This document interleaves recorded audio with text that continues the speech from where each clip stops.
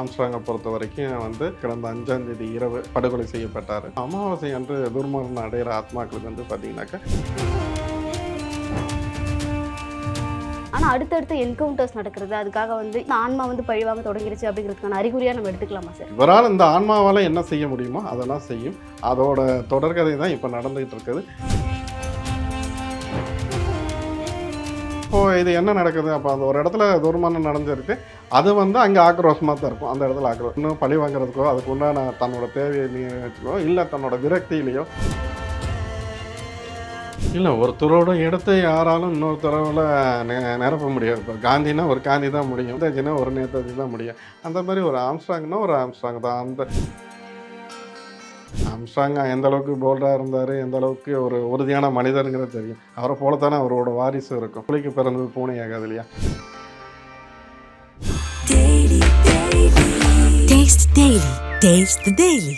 Reflect நேர்களுக்கு வணக்கம். இன்னைக்கு நம்ம கூட வராகி சித்தர் அவர்கள் தான் இணைஞ்சிருக்காங்க. அவங்க கூட பேசி நிறைய விஷயங்கள் நாம கேட்டு தெரிஞ்சுக்க போறோம். வாங்க பேசலாம். வணக்கம் சார். வணக்கம்மா. அதாவது ஆம்ஸ்ட்ராங் சார் அவரை பற்றி இன்னைக்கு வரைக்கும் எல்லாருமே ரொம்ப நல்ல விதமாக மட்டும்தான் சொல்கிறாங்க. அவரை பற்றி கெட்டதாக இது வரைக்கும் நம்ம ஒரு வார்த்தை கூட சொல்லி கேட்டதில்லை. அப்படின்னும்பொழுது அவருக்கு இந்த மாதிரியான ஒரு முடிவு நடந்திருக்கு அப்படிங்கிறத நீங்கள் எப்படி சார் பார்க்குறீங்க? இல்லை, நீங்கள் சொல்கிற மாதிரி தான் அந்த கருத்தில் எனக்கும் உடன்பாடு உண்டு. ஆம்ஸ்ட்ராங்கை பொறுத்த வரைக்கும் கடந்த 5ஆம் தேதி இரவு வெட்டி படுகொலை செய்யப்பட்டார்.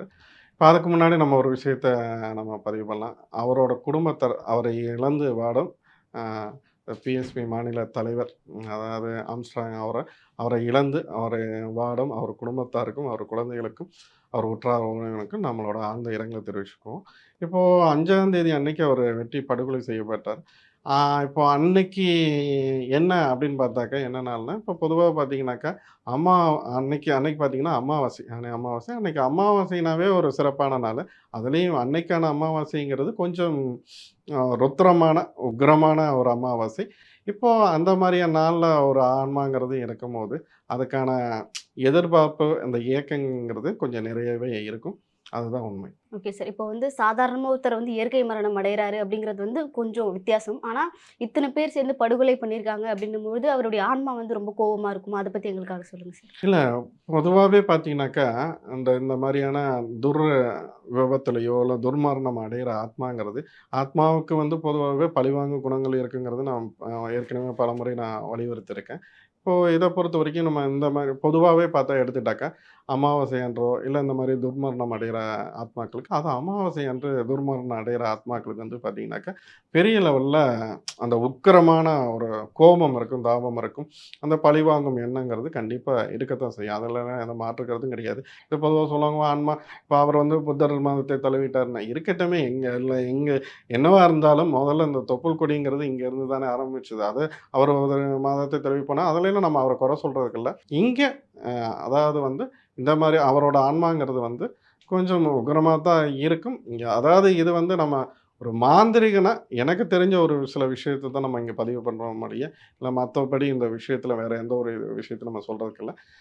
பொதுவாக அமாவாசை அன்று இறக்கிற ஒரு ஆன்மாங்கிறது, அதுவும் இந்த மாதிரி துர்மரணம் அடைகிற ஆன்மாங்கிறது கொஞ்சம் உக்ரமாக இருக்கும், உக்ரமாக தான் இருக்கும். அது பழிவாங்கும் ஆன்மாவுக்கு பழிவாங்கும் குணங்கிறது இயல்பாகவே இருக்கதா. படுகொலை மாதிரியான சம்பவங்கள் முன்னாடி நிறைய நடந்திருக்கு, நம்மளும் பார்த்துருக்கோம். ஆனால் அடுத்தடுத்து என்கவுண்டர்ஸ் நடக்கிறது, அதுக்காக இவ்வளோ தீவிரமாக செயல்படுறது நம்ம கொஞ்சம் பார்த்ததில்லை. இப்போ தான் இது பார்க்குறோம். அப்படின்னும் போது இது அந்த ஆன்மா பழிவாங்க தொடங்கிருச்சு அப்படிங்கிறதுக்கான அறிகுறியாக நம்ம எடுத்துக்கலாமா சார்? இப்போ ஆம்ஸ்ட்ராங்கோட விஷயத்தை நம்ம ஒரு ஓரமாக வைக்கலாம். இப்போ நான் ஒரு சின்ன ஒரு விஷயத்தை நான் பதிவு பண்ணுறேன். நீங்கள் இது கூட இங்கே கனெக்ட் பண்ணுங்கள். இப்போது நம்ம தேசிய நெடுஞ்சாலையில் நம்ம போகிறோம். இப்போ ஒரு வாகனத்தில் போகிறோம். ஒரு சில இடத்துல மட்டும் பார்த்தீங்கன்னாக்கா விபத்து பகுதின்னு போர்டு வச்சுருப்பாங்க. ஒரு சில இடத்த மட்டும் கிடக்கும்போது ஏன் அங்கே வச்சுருக்காங்க? அந்த ரோடு நல்லா தான் இருக்கும். அதாவது இன்றைக்கி இருக்க ஹைவேஸ்லாம் எந்த அளவுக்கு இருக்குங்கிறது தெரியும். ஆனால் இருந்தாலும் பார்த்தீங்கன்னாக்கா விபத்து பகுதி கவனமாக செல்லுங்க, இல்லைன்னா இங்கே ஒரு ஸ்பீடு பிரேக் போட்டிருப்பாங்க. அதாவது நல்லா மெயின் ரோடாக இருக்கும், எந்த ஒரு தடங்களும் இல்லாமல் இருக்கும். ஆனால் இருந்தாலும் அந்த இடத்துல ஒரு ஸ்பீடு பிரேக் போட்டோ, இல்லைன்னா அந்த இடத்த கடக்கிறதுல கொஞ்சம் சிரமமோ, இல்லை பேரிகார்டோ இதெல்லாம் வச்சுருப்பாங்க. அதுக்கு என்ன காரணமாக இருக்கும்? என்ன காரணம் அப்படின்னு பார்த்தாக்கா, அந்த இடத்துல விபத்து பகுதினா அடிக்கடி அந்த இடத்துல காவு வாங்கிட்டு இருக்கும். அங்கே இறக்குற ஒருத்தர் இறந்துருந்தாருன்னா அடிக்கடி பார்த்தீங்கன்னாக்கா அந்த இடத்துல தொடர்ந்து ஆக்சிடென்ட் நடந்துக்கிட்டே இருக்கும். இங்கே ஆக்சிடென்ட் நடந்துகிட்டே இருக்குன்னு பார்த்தீங்கன்னா அந்த பொதுவாக அந்த இடத்துல இறக்குற ஒவ்வொரு உயிருங்கிறது பெரிய லெவல்ல ஒரு சிலர் வேணா நம்ம பிழைக்கலாம். ஒரு சிலர் வந்து பார்த்தீங்கன்னாக்கா, உயிர் அங்கே போய்க்கிட்டே இருக்கும்.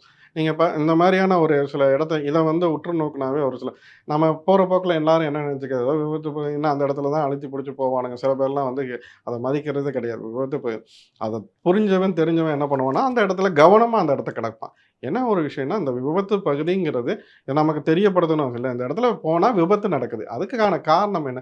என்ன எல்லாம் அந்த சாலை நல்லா இருக்கு, எல்லாமே நல்லா இருக்கு. இருந்தும் தொடர்ந்து விபத்து ஏன் நடக்குது? அப்போ அங்க ஏதோ ஒரு அமானுஷம் நடந்துட்டு இருக்கு. ஒரு மர்மம் இருக்கு அப்படிங்கிறது தான் உண்மை. இப்போ இந்த மாரியான சம்பவங்கள், இந்த மாரியான தொடர்ந்து நடந்துட்டு இருக்கும்போது என்ன ஆகுன்னா, தொடர்ந்து அது காவு வாங்கிட்டு இருக்கும். துர்மரணங்கிறது அந்த இடத்துல இருக்கும். இப்போ ஒண்ணும் இல்ல. அதுக்காண்டி 5 பேரும் போறாங்கன்னா 5 பேர் இருந்தா அப்படி கிடையாது. அவனுக்கான ஆயுச அங்கே வந்து முடிக்கணுங்கிறது அது விதி. அது அங்கே வந்து முடியுது. ஒவ்வொருத்தரோட துர்மரணங்கிறது இந்த மாரி நடக்கும். இப்போ இது என்ன நடக்குது? அப்ப அந்த ஒரு இடத்துல துர்மரணம் நடந்திருக்கு. அது வந்து அங்க ஆக்ரோஷமா தான் இருக்கும். அந்த இடத்துல ஆக்ரோஷம். அப்ப அது என்ன பண்ணுது? ஒண்ணு பழி வாங்குறதுக்கோ, அதுக்கு உண்டான தன்னோட தேவைய நிறைவேற்றவோ, இல்ல தன்னோட விரக்தியிலயோ, ஏதோ ஒரு விஷயத்துக்காக அங்க அடுத்த வேலைய அது கையில எடுக்குது. அது தொடர்ந்து தொடர்கதையா இருந்துட்டே இருக்கு. இப்போ இங்க அவரோட விஷயத்துக்கு வருவோம். இவரு எப்பேர்ப்பட்ட ஒரு ஜாம்பவானா வாழ்ந்தவரு. அதுவும் இல்லாம அவர பொதுவாவே பார்த்தீங்கன்னாக்கா, என்ன கருத்துடையன்னா, இப்ப எல்லாருக்கும் நல்லது செய்யக்கூடிய நல்ல உள்ளம் கொண்டவர் தான் அப்படின்னு தான் இருப்பேன். பொதுவாவே பார்த்துங்க, என்னோட கருத்து என்னன்னா, அவர் நல்லவர், வல்லவருங்கிற நான் அந்த விஷயத்துக்குள்ள நான் போகவில்ல. 4 பேருக்கு உதவுனாரு. படிக்க வச்சு இந்த உலகத்துல ஒரு பெரிய விஷயம் என்னன்னாவே ஒருத்தனோட படிப்பு தான். பல பேர் என்ன சொல்றாங்க, இங்க இப்ப அந்த ஸ்டூடெண்ட் என்னங்கிறாங்க, படிக்க வச்சாரு, படிக்க வச்சாரு. அதுவே ஒரு பெரிய விஷயம் தான். இவரு இறந்தாலும் கண்டிப்பா இவரோட ஆன்மாங்கிறது ஒரு நல்ல நிலையில தான் இருக்கும். ஏன்னா, இந்த அளவுக்கு ஒரு சில நல்ல விஷயங்கள் செஞ்சிருக்காரு. இவரு வந்து இவரோட ஆன்மாங்கிறது வந்து என்ன என்ன ஆகும்? இனி அடுத்த நிலை என்ன ஆகும்? அடுத்தது இந்த நீங்க கேட்டீங்க, இது பழி வாங்குமா? இல்ல இந்த தொடர்ந்து இப்ப என்கவுண்டர் நடந்ததே, இந்த மாரியான சம்பவத்துக்கு அதெல்லாம் காரணமா இருக்குமான்னு. இப்ப நான் ஏற்கனவே குறிப்பிட்டேன் இல்லையா? இந்த தேவ் நெடுஞ்சாலைல நடக்கிற மாரி. இவரால இந்த ஆன்மாவால என்ன செய்ய முடியுமோ, அதெல்லாம் செய்யும். அதோட தொடர்கதை தான் இப்ப நடந்துகிட்டு இருக்குது. இது மட்டும் இல்ல, இன்னும் ஒரு 2 இன்சிடென்ட் இது சார்ந்து இன்னமும் நீங்க கவனிக்கத்தக்கதா இங்க இருக்கும். அது நடக்கும். Okay sir. அதாவது பகுஜன் சமாஜ் கட்சி அப்படிங்கிறது ஒரு தேசிய கட்சி. ஒரு தேசிய கட்சியுடைய மாநில தலைவரா இவர் வந்து மக்களுக்கு அவ்ளோ நல்லது பண்ணியிருக்காரு. இவர் வந்து பண்ணாத நல்லதே கிடையாது. நெறைய பேர படிக்க வச்சிருக்காரு. ரொம்ப நல்ல விஷயங்கள் பண்ணியிருக்காருன்னும்பொழுது, இதுக்கப்புறம் அந்த இடத்துக்கு வேற யாருன்னா வருவாங்களா? வந்தாங்க அப்படின்னா, இவரு இடத்த வந்து அவங்களால நிரப்ப முடியுமா சார்? இல்ல ஒருத்தரோட இடத்த யாராலும் இன்னொருத்தரால நெ நிரப்ப முடியாது. இப்ப காந்தின்னா ஒரு காந்தி தான் முடியும். ஒரு நேதாஜின்னா ஒரு நேதாஜி தான் முடியும். அந்த மாரி ஒரு ஆம்ஸ்ட்ராங்னா ஒரு ஆம்ஸ்ட்ராங் தான். இப்ப அவரோட இடத்த வேற யாராலும் நிரப்ப முடியாது. அவரு விட்டு போன இத அவர சார்ந்தவர்கள் என்னைய பொறுத்தவரைக்கும் நான் என்ன சொல்றேன், அவரோட மனைவியிட்ட நான் சொல்லுவேன். நீங்க அந்த காரியத்த எடுத்து செய்யுங்க. ஆ அடுத்தது அவர விட்டு போன அந்த மத்தவங்கள படிக்க வைக்க இத விட பெரிய இந்த உலகத்துல ஒரு பெரிய காரியங்கிறது எதுவுமே கிடையாது. மத்தவங்கள படிக்க வைங்க. மத்தவங்களோட அந்த துயர துடைக்கிறதுக்கு என்ன வழியோ அத நீங்க பாருங்க. அந்த அளவுக்கு அவங்களும் செல்வந்தர்களாக தான் இருக்காங்க. அதனால இந்த இந்த பணிய அவங்க செய்யலாம். அவரோட நான் இது ஏற்கனவே ஒரு சில விஷயத்துல நான் குறிப்பிட்டிருந்தேன்.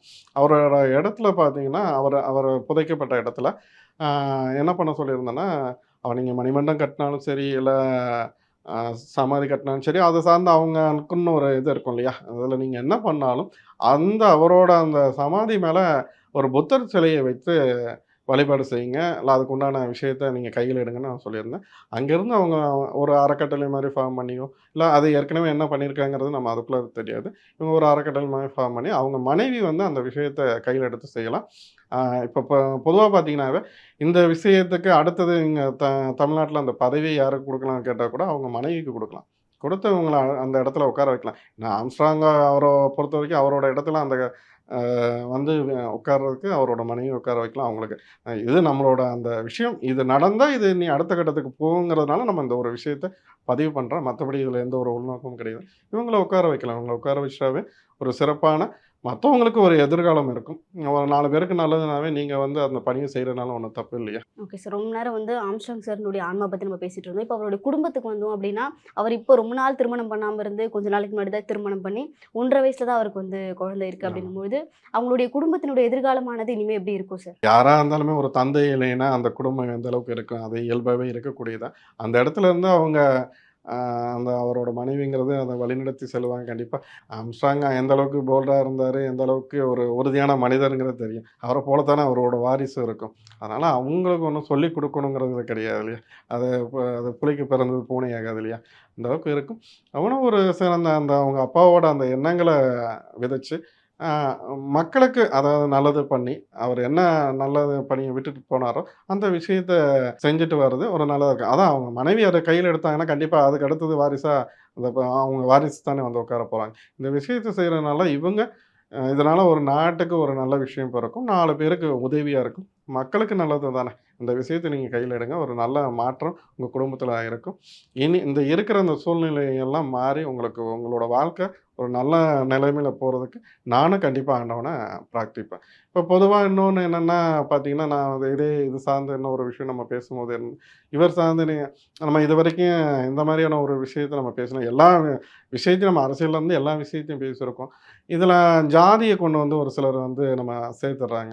நான் என்னைய பொறுத்தவரைக்கும் ஜாதி, மதத்துக்கு நான் அப்பாற்பட்டவன். நான் பொதுவா எந்த ஒரு ஜாதியையும் நான் ஆதரிக்கிறதும் கிடையாது. மதத்தையும் ஆதரிக்கிறது கிடையாது. எல்லாமே எனக்கு மனித நேயம் தான். அதனால பொறுத்தவரைக்கும் என்கிட்ட யாராவது ஜாதியும், மதத்தையும் தூக்கிட்டு வந்தா வராத போயிரு அப்படிம்பேன். அதனால இந்த ஒரு விஷயத்த விட்டுருங்க. இவர் ஒரு மனிதநேயமிக்கும் மனிதர். அதுக்காக நான் இந்த ஒரு சில விஷயத்த பதிவு பண்றேன். அவர் செய்த நல்ல காரியங்கள மீண்டும் தொடருங்க. அடுத்த இலக்க நோக்கி நகருங்க. உங்களோட பயணம் அதை நோக்கி இருக்கட்டும்ன்றது தான் அவங்க குடும்பத்துக்கான என்னோட வேண்டுகோள். Okay sir. ரொம்ப நேரம் வந்து இந்த கேஸ் பத்தி எங்ககிட்ட வந்து நெறைய விஷயங்கள் ஷேர் பண்ணிக்கிட்டீங்க. உங்க நேரத்துக்கு ரொம்ப நன்றி சார். நன்றி. Taste the Daily. Taste the Daily.